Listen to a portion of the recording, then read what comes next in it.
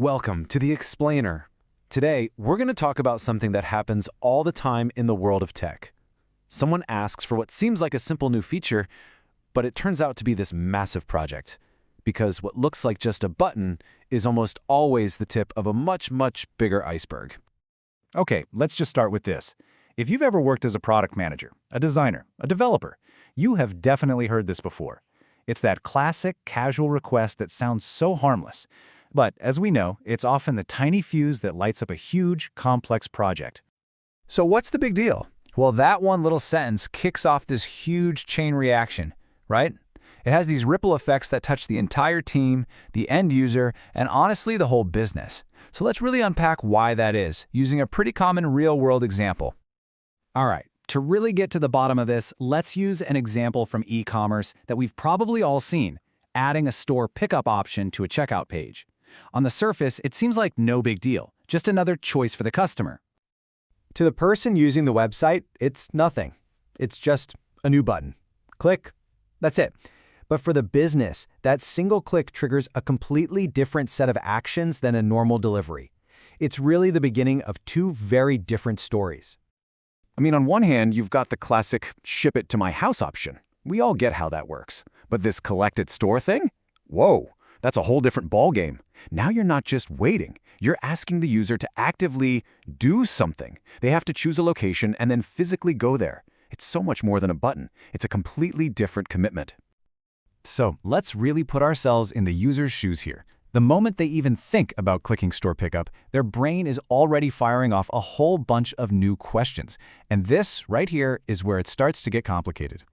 First off, how do they find the store? An address is great, but what does that really tell you? Is it in a mall? Is there parking nearby? A map. Now that gives you the real picture, you know? It gives you immediate context that a simple line of text just can't. And then there's the whole timing issue. What if I work till 5:30 and the store closes at 6? That's probably not going to work for me. All of a sudden, the store's opening hours become this make or break factor in whether I even buy the thing in the first place. And then you have to think about the what-ifs. What if there's a problem with the order? Who do we contact? The person who bought it? But what if they sent their friend to pick it up? See, you have to figure out this support plan before it becomes a 5-alarm fire in your customer service department. So all of these questions just go to show we're not just designing a button here, we are designing an entire experience. We have to think about how to even let people know this option exists, why it's better for them, and of course, get feedback from real users as early as we possibly can. And here's the thing. The journey is far from over when they click place order. In fact, you could argue the most important part of this whole service happens completely off-screen, out in the real world. Just think about the emails you have to send. You get the first one, the order confirmation, right? But it's so important that it says, hey, your order is placed, but hold on, it's not ready yet. Then you need that second email, the magic one that says, okay, now you can come get it. Every single message is a crucial touch point in this journey. Okay, so we've talked about the user. But if we pull back the curtain even further, you'll see this whole network of people, all working behind the scenes, who have to be perfectly in sync to make this one simple feature actually work. I mean, look at this. The warehouse manager needs to know, is this going to a house or to a store?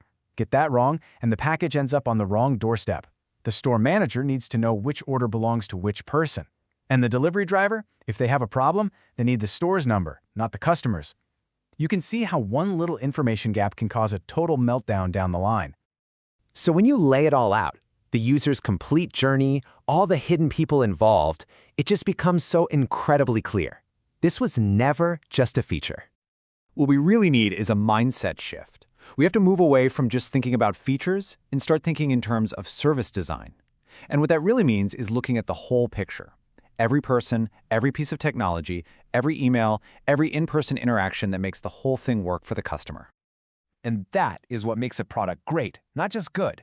When you think about the whole service from day one, you're not scrambling to fix things later. You're building an experience that feels seamless and reliable because you've actually thought through every single step of the process. So I'll leave you with this question. The next time you hear someone ask for a simple feature, what hidden service are you going to look for? Because finding that service, well, that's the real magic. That's how you build things that people truly love. That's all for this explainer.